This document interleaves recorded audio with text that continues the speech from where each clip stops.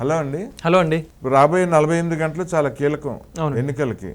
ఈ 48 గంటల్లో జగన్మోహన్ రెడ్డి గెలవడానికి ఏ ప్రయత్నం అన్నా చేస్తాడు, ఎంత అరాచకానికైనా తెగబడతాడు, ఎంత దారుణమైనా చేయబోతున్నాడు అని చెప్పి కేంద్రం నుంచి ఇంటెలిజెన్స్ సమాచారం ఉంది. సో అందుకనే రాష్ట్ర ఎలక్షన్ కమిషన్ అప్రమత్తం చేసింది కేంద్రం.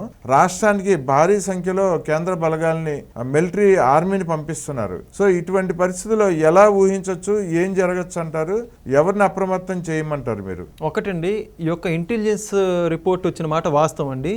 ఈ ఇంటెలిజెన్స్ రిపోర్ట్ దృష్టిలో ఉంచుకొని జాగ్రత్తగా ఉండాల్సిన వ్యక్తులు ఈరోజు లిస్టు చదువుతాం చెప్పుకోండి. మొదటగా వైఎస్ కుటుంబ సభ్యులండి. వైఎస్ భారతిరెడ్డి గారు, జగన్మోహన్ రెడ్డి గారి సతీమణి, అదేవిధంగా వైఎస్ షర్మిలారెడ్డి గారు, జగన్ రెడ్డి చెల్లి, అదేవిధంగా వైఎస్ సునీతారెడ్డి గారు వాళ్ళ తల్లి గారు, సొంత కుటుంబం. చాలా జాగ్రత్త వహించండి. రానున్న 48 గంటలు జగన్మోహన్ రెడ్డి ఎంతకైనా తెగిస్తాడు. ఇది ప్రతి ఒక్కరు జగన్ దగ్గర నుంచి ఆ వాదనలు కూడా పూర్తిగా వినిపిస్తున్నాయి. ఎందుకంటే ఆయన అప్రూవర్గా మారవచ్చు అన్న వాదనలు కూడా వినిపిస్తున్నాయి. కాబట్టి అవినాష్ రెడ్డి కూడా ఇక్కడ ప్రాణం ఎవరిదైనా ప్రాణమేనండి.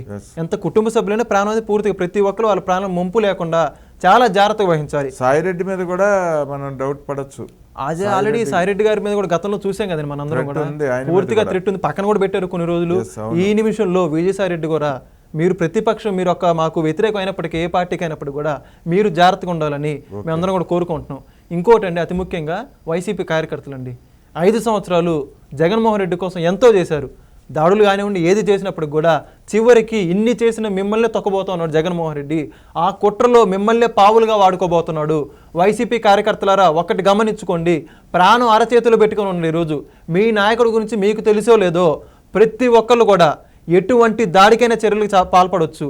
ఈ యొక్క పైన తాడేపల్లి ప్యాలెస్ నుంచి వాళ్ళకి ఇంటెలిజెన్స్ రిపోర్ట్ వెళ్ళి ఇంకా మనం గెలము, ఎలాగైనా గెలిస్తేరాలి, ఏమైనా చేద్దాం, ఎవరినైనా వాడుకుందాం అని కార్యకర్తల మీద కూడా స్కెచ్ చేశారన్న వాదనలు వినిపిస్తున్నాయి. ఆ ఇంటెలిజెన్స్ రిపోర్ట్ కూడా అదే తెలిపిందండి. ఈ యొక్క కార్యకర్తలు దృష్టిలో పెట్టుకుని జాగ్రత్తగా ఉండాలి. ముఖ్యంగా అతి ముఖ్యంగా పోలీస్ బాస్ ఎవరైతే ఉన్నారో, బాసులు ఎస్పీలు కానివ్వండి, డిఎస్పీలు కానివ్వండి, ఇన్ని రోజులు జగన్మోహన్ రెడ్డి గారి కోసం పనిచేసిన ప్రతి ఒక్క పోలీసు వాళ్ళందరూ కూడా గమనించుకోవాలి.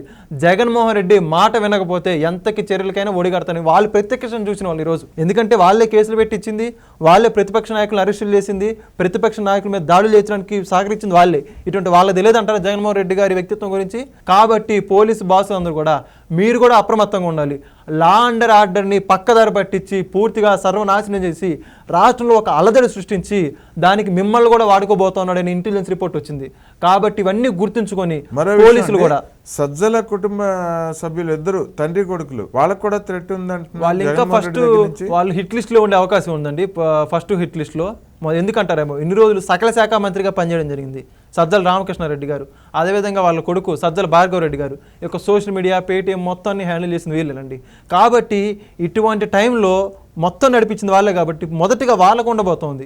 ఏదైనా జరిగినా కూడా వాళ్ళని ఏదైనా చేసి పూర్తిగా జగన్మోహన్ రెడ్డి వాళ్ళ మీద కుట్ర చేయించేసి తెలుగుదేశం మీద, ప్రతిపక్షాల మీద, ఈరోజు ప్రతిపక్షాలు చేపించాయి, సజ్జల రామకృష్ణారెడ్డి మంచోడు ఆయన మీద దాడి చేపించాయి అని పూర్తిగా జగన్మోహన్ రెడ్డి ఆ విధంగా ఒక సింపతి రాజకీయాలు తెరలేకపోతా ఉన్నాడు అని చెప్పేసి వాదనలు వినిపిస్తూ ఉన్నాయి. అంతేకాదండి, తెలుగుదేశం అదేవిధంగా ప్రతిపక్షాలైన జనసేన ఇవన్నీ కూడా పూర్తి జాగ్రత్త వహించాలి. 48 గంటలు ప్రతి ఒక్కటి గమనించుకొని ప్రతిదీ దృష్టిలో పెట్టుకొని ఈ యొక్క రానున్న 48 గంటలు ప్రతి ఒక్కరు కూడా వాళ్ళ ప్రాణాల గురించి జాగ్రత్త వహించి రాజకీయాలు అతీతంగా పోలింగ్ ప్రశాంతంగా జరగడానికి ప్రతి ఒక్కరు సహకరించాలని కోరుకుంటున్నామండి.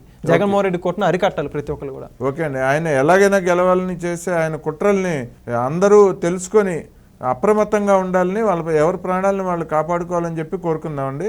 రాష్ట్రంలో ఎన్నికలు ప్రశాంతంగా జరగాలని, ఈ దుర్మార్గ పాలన నుంచి, ఈ రాక్షసుని రాష్ట్రం నుంచి పారదోలాలని చెప్పి కోరుకుందామండి. ధన్యవాదాలు.